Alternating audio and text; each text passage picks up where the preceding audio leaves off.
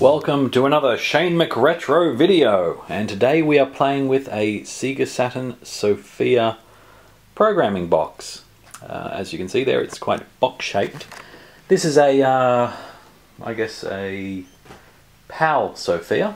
It's got a 220 volt output, 240, 220, whatever you want to call it, and it doesn't work. So the very first thing I'm going to do is try replacing the SMD electrolytic capacitors. I have a feeling the radial ones in there are okay. It's just going to be those damn SMDs. They're probably from the same class that we used on the everythings, really. So I'm going to start there and see how we go. It's a process of elimination. Ideally, I will end up replacing all the capacitors, but if you have a look over there, see that box? That's the PAC S1 out of the Pioneer Laser Active, next to some delicious pineapple lumps, and it's got about, I think, 66 10 UF 16 volt surface mount caps. So I'm not looking forward to that, but something to do, I guess. They haven't leaked yet, so I've got to stay ahead of them. So we're going to go ahead and open this up. The capacitors we're looking for are on the lower board, which sucks. But I guess we just have to dig down to get it. And so it begins. Probably a good time to show you what it does at the moment. Ow!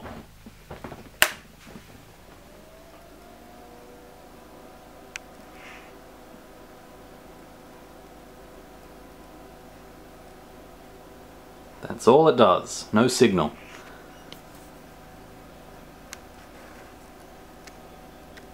No signal at all. Love not having to run this through a transformer. Up stepper, down converter, re-step convert the voltage. Really convenient. Now let's get the hood off. Now we have a bit of the lid off, and as you can see there are the two SH2 CPUs.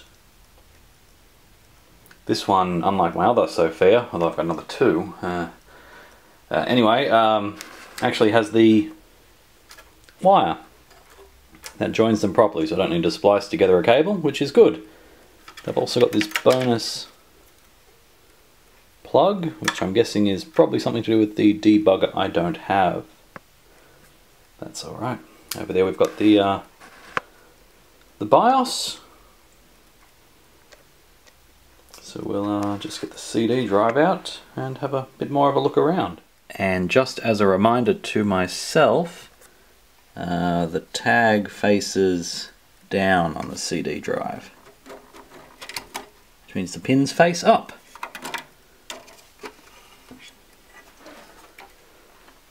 So as you can see there, it's quite a nice little CD drive. The underside's a bit of a mess. Cables going everywhere. Some crystals and resistors possibly. Is that a crystal? I have no idea. And if we have a look sort of underneath, you can actually see that these are actually shipped on the original. They're the same drives, just with a different case. So put that somewhere safe and we can have a look here. So what have we... oh, sorry, that's out of focus. What do we got? Well, this very top board here is the A-bus board, which is, if we have a look at it, where it goes at the front, controls these things: power on, reset, master, slave. It's also got the serial and SCSI. Some of the SCSI. This board is a revision 0.7 according to the label over there. Ah! Sharp!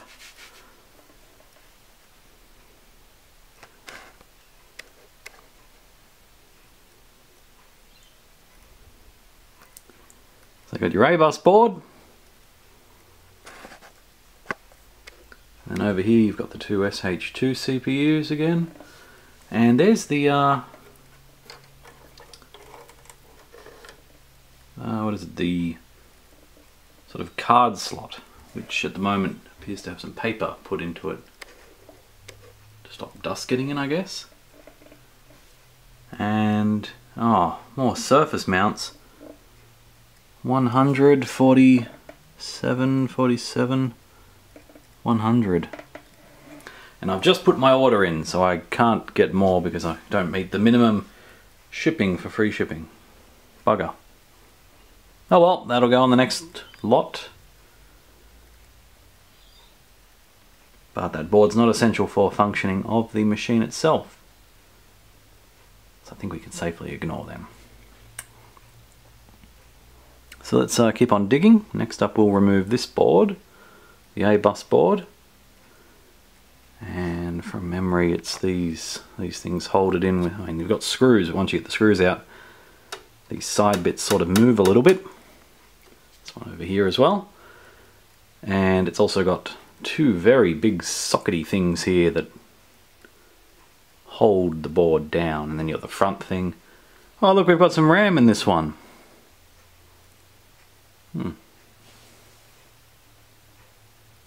It's Hitachi RAM by the looks, which is good because everything else in here is Hitachi, like the SH2 CPUs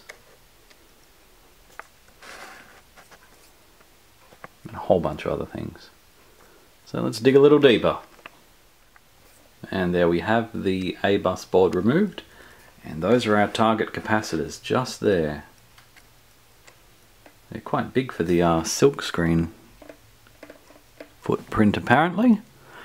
So with these, if you are troubleshooting one, your best bet's to start with the SH2 CPUs. A lot of the time they sort of come loose because they're not really secured in by more than a socket. So that's a good place to start. And yeah, then move on to caps. So this one, compared to the other one I have, the Japanese one, we had a lot of these terrible green looking capacitors. The colour just makes me sick. But we also had them along here. I think they're 220 UF, and that was a 330. Yeah, 330 UF. These little guys are all 220. They're scattered all around as well, so they're sort of a stabilizing thing, I guess. But over here, it should probably be noted that they're proximity-wise quite close to video out. Now we're getting no signal, so that could be a lot of things. Over here, in close proximity to these capacitors, we have that chip there, which is a 3155746, I want to say, which from what I read is important for something. Anyway, previously the capacitor that had leaked on my motherboard was this guy here, C69. Chortle. So these are quite large. The replacements I've got for the 100 UFs, where are they? Are a little bit smaller. I've gone with Panasonic's 16 volts, so we're replacing it with pretty much what was in there. If I knew they were that big, I would have probably bumped it up to 25 volt. Yeah, so let's get these in and see where we end up. First steps to remove the capacitors without lifting the pads or damaging the board. One of my favourite things.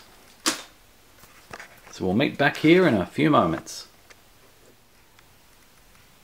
Well, there you have it. C69 looks to have leaked out a little bit, dried up and evaporated, as does our C61 over here. Either that or it's a bit of residual glue, but I want to say it has leaked. So the biggies are less likely to leak than the little ones for some reason, which is why I always try and opt for a higher voltage if possible. So if you've got a 16 volt, try and get a 25 or a 35. It does change the sort of characteristics of the capacitor a little bit, but I haven't come across any issues yet. I mean, the hardware I'm working on here is quite antiquated, so modern day capacitors are generally improved in almost every way, I hope. So I've been using the wiggle method, so grip it with a pair of needle nose pliers and just rock the capacitor back and forth, and it tends to come loose. Thankfully, also probably a little bit due to the corrosion that has happened due to the leaking of the capacitor. So it's a love-hate relationship, really. But let's get these fatties off the board, and then we'll be good to reflow those little solder pads and get some newies on. Well, it actually looks like C70 might have been giving us some trouble. So anyway, they're all up, and as you can see, the silk screen is a lot smaller than the actual caps that were on there. They must have been, I want to say, case size D. I think the ones I've got as replacements are case size C, but I can't tell. So let's fire up the soldering iron, get those legs out of there, and see if we can't bring Sophia back to life. And this is why it's always important to take photos before and after, so that you know where the things go in, because that's a pretty important part. So we'll be using a Hakko Red, which is 40 watt, because I've been trying to use a 20 watt iron and it just does not do it for me. So let's get this set up and we'll go from there. And now here comes the fun bit. Soldering iron, check. Solder, check. Gotta buy some more of this really thin, fine solder. Actually, I probably should clean that off first, shouldn't I? Yeah, I'm gonna clean that up with some isopropyl or whatever I've got. Okay, so we're back and we're using cotton tips or Q-tips with methylated spirits over here in the land down under. As I point out in every video I do, we use a different type of method to the States, which makes it not purple and not bad for circuits.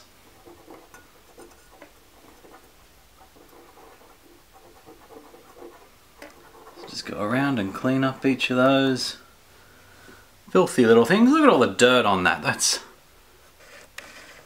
oh, filthy. A lot of it's probably just dust off the board though.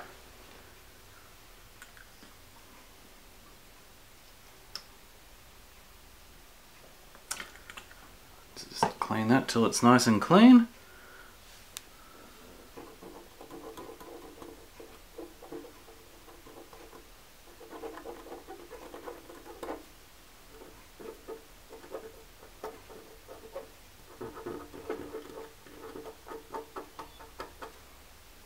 Good.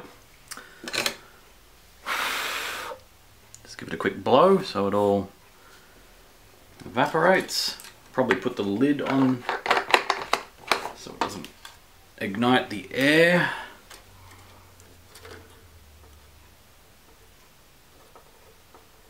Oh, look at that. Oh, I love 40 watt irons. Beautiful. So the legs are pretty much just melting into the mess. That's fine. Oh, that one's coming out. Yeah. Woohoo! Now it's stuck to the tip. If you can get them out, it's a good idea.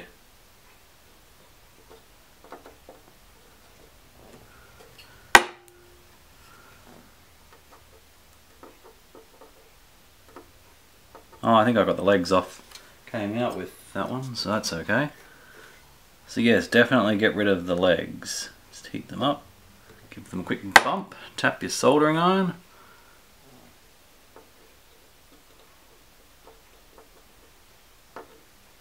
Don't lose them, because if you end up with them sitting in your Sophia, it's probably not going to be a good idea. Oh, like that one. I'll just leave that one sitting there. It's the worst that could happen.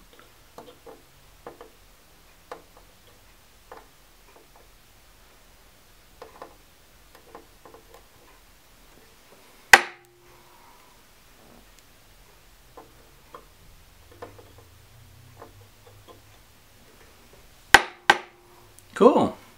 And I've just got to get those two out.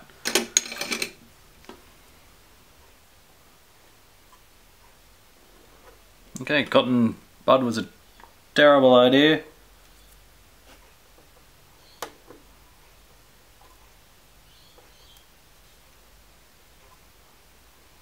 That's cool. Didn't want to get it out anyway.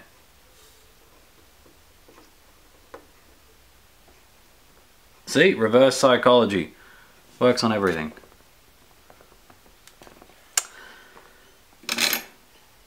And then just carry on reflowing your little solder pads.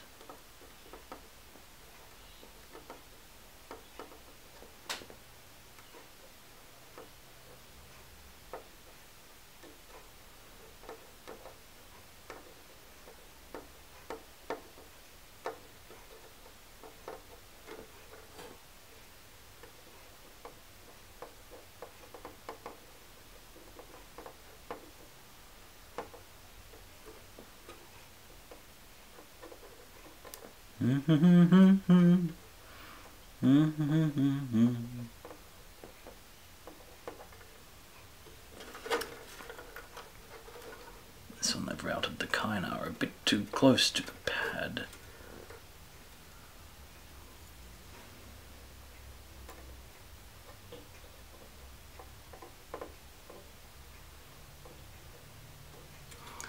There we go, and now all the pads are nice and shiny.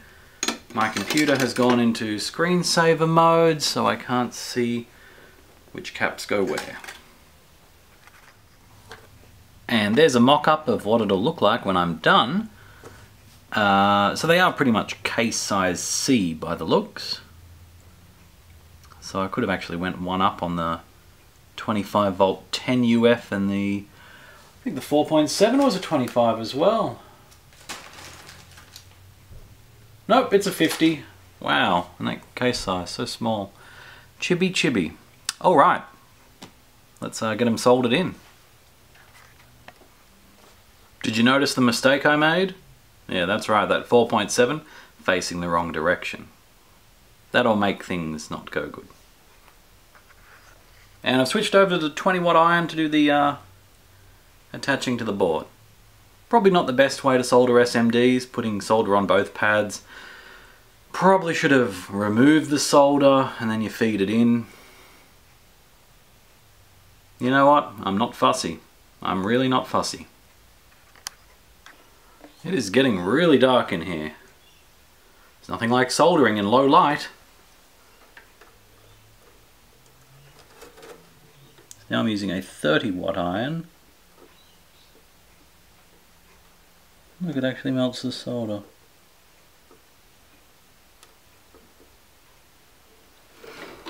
Well, isn't that good?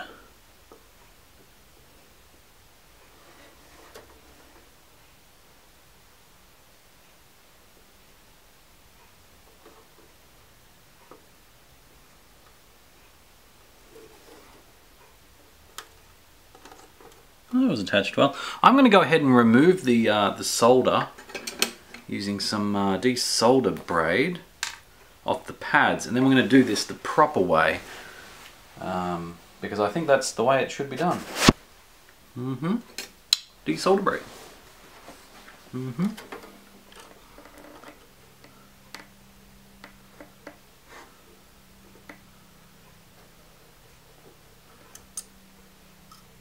Love that noise.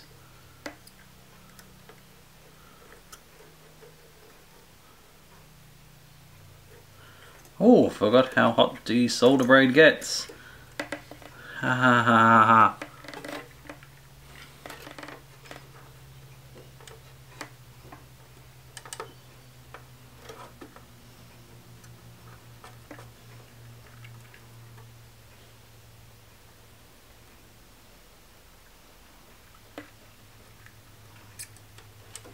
Look at that, those pads are buck naked now. Why is there a random capacitor in there?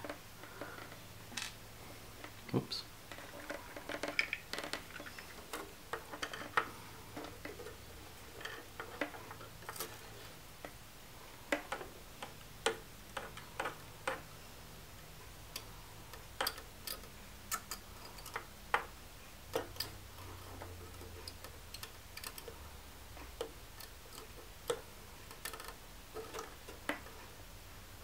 Makes me wish I had a sort of a hoof tip on this iron.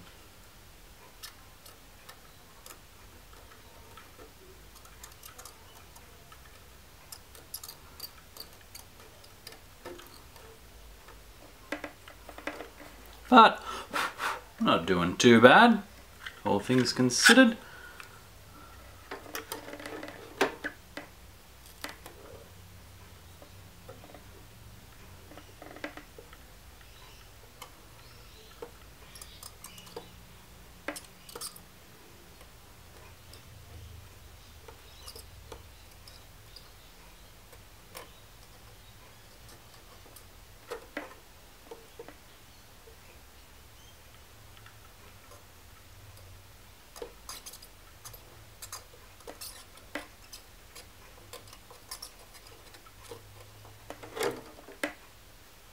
Times like this, I'm glad Kynar has a high melting point.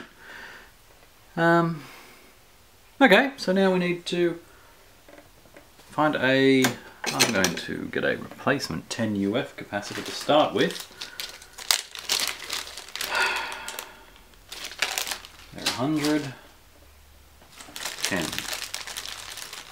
I do apologise for the low light. The sun seems to be setting at 4 PM. There's nothing I hate more than winter. Give me summer any day. Okay, so 10, and I don't know which... Oh, it's marked on the thing, isn't it? Positive to that direction. See, that sits on there beautifully now.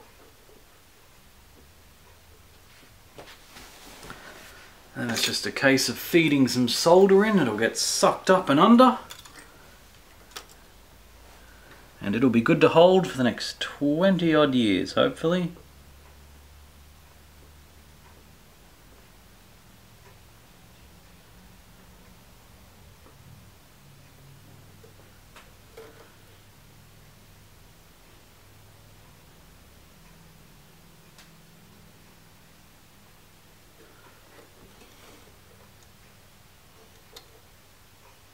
There we go.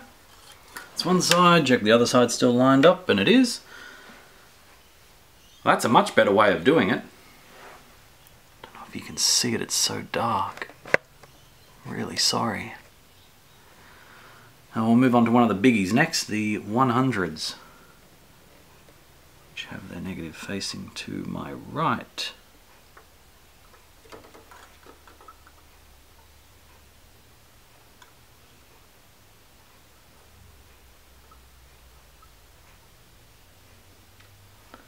These replacement capacitors are a bit taller than the other ones that were on here. But the good news is, I think it's going to be okay.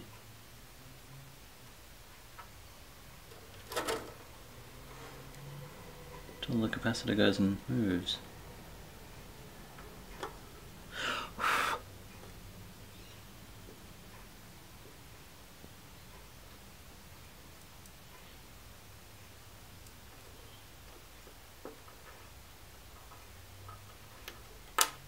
Damn it.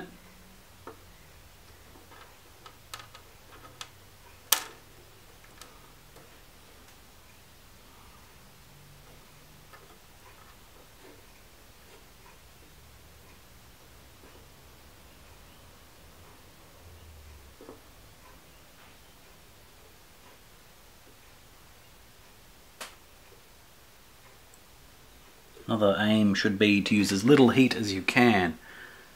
If there's too much heat, it will melt it, break it or something. It's not good. Thermal stress, it's never a good thing.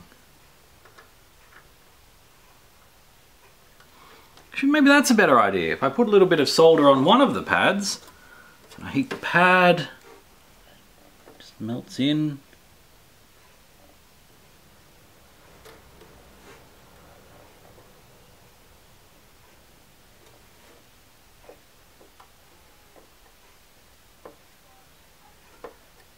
In theory, it sounds like a great idea. What could go wrong? Explosion!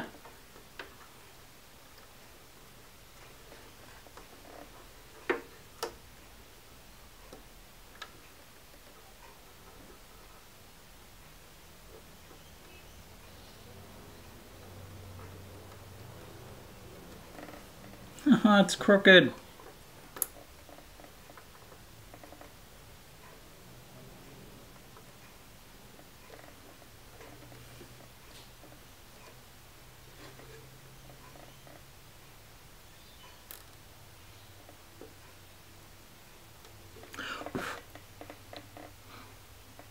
That's not too shabby.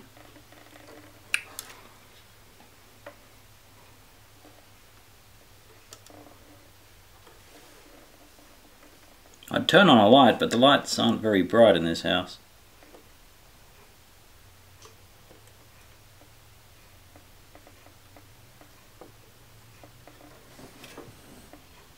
See, now that one went on perfect. Why the others couldn't all do that, I don't know. Oops.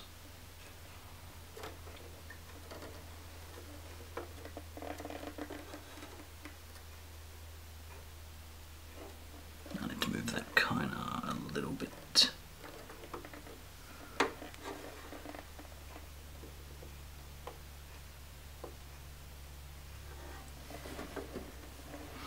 Excellent, so then they're half done, and I'll just finish up the rest right now, and we'll cut back after reassembly. No, we'll have a look at the final job. And there we have them. Happy little family of replacement capacitors.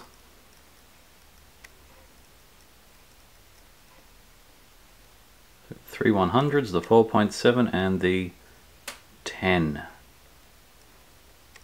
Let's get this all bundled back together and let's give it a shot, see what happens. Well, little Sophia.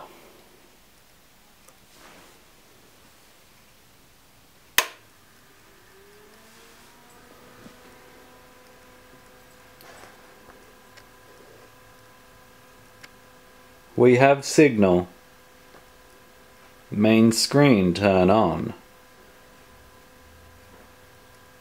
One thing I have noticed, the differences between the PAL hardware and the NTSC hardware is that there is a switch.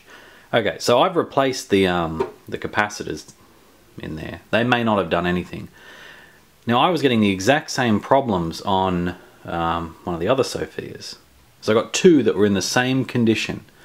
So as far as I could tell, there's something wrong. Now, where they differ to the first Sophia I worked on is that they're European. So the BIOS chip is the same, but the hardware configuration, looking at the boards, they have some differences. So I was sitting here playing with my original Sophia, which I've now packed away, switching the BIOS, reading the BIOS chip, confirming that there's no actual difference between the 1.003 revisions, and there aren't. So I went ahead and started playing Saturn Bomberman, but it was saying I had the region set wrong, so I wouldn't play it. Which was just a burnt disc. I've got it lying around here somewhere. Ah, there it is. So with that, my burnt disc, I was able to boot up and work fine on the Japanese Sophia. Now these European ones Well, no, let's go back to the Japanese one. Because I'm in a PAL region, by default, I set the switches here, which is a whole bunch of, to PAL, because I'm in the PAL region. No, what I think is the case is that the PAL or European version has no NTSC circuitry in it, and vice versa. So the Japanese version has no PAL circuitry in it. So if you switch it to the wrong one, for example, back up to NTSC, and it's European, it's just going to no signal. It's like, nah, no signal, you get nothing. But the LED will blink at the top. It won't go any further because the date time is not set, so it won't boot the game. But turn it off, set it to PAL, and there we go. So now I'm going to go pull out the third Saturn and have a quick poke around, see if it's the same case.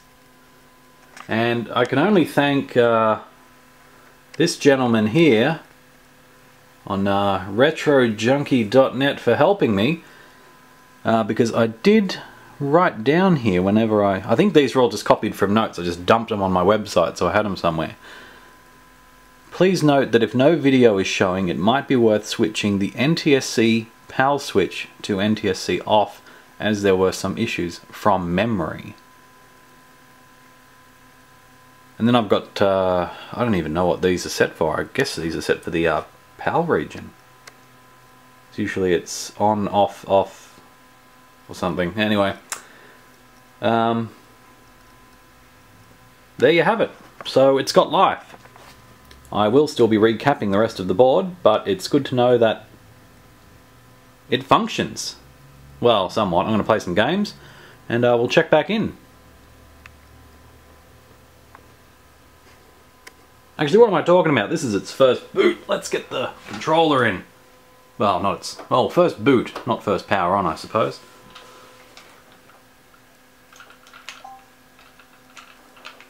Ah, damn, everything's in Japanese.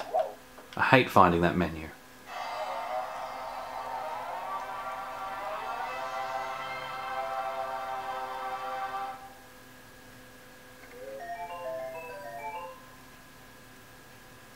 You don't like it because your region's all messed up. I know, I know. I wonder if the CD drive works. Let's so we got on, off, off, on. That should give us something. Doesn't have a date time battery. Hey look, everything's gone to English. Don't know why it defaults to reset. That's a bit annoying. I was trying to set it to English on the other one. Hitting reset, reset, everything can turn back to Japanese, and I'll be like, no, that's great. So this is Bomberman.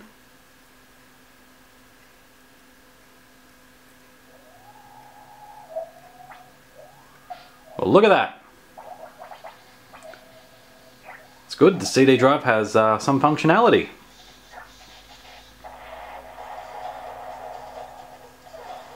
Beautiful.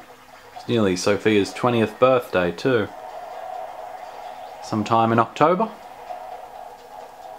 Anyway, thanks for watching. Hope you enjoyed. It's been a fun little ride. You know what?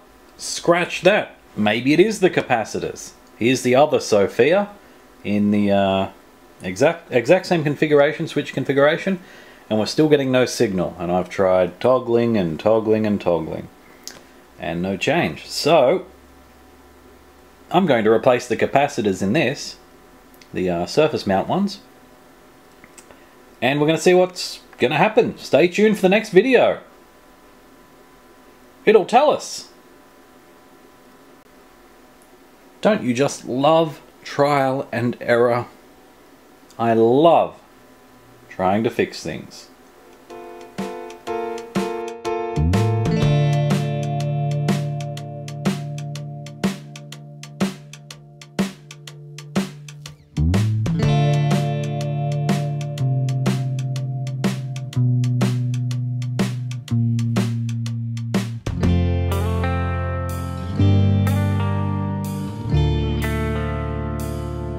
Thanks again for watching, and we'll see you in the next video.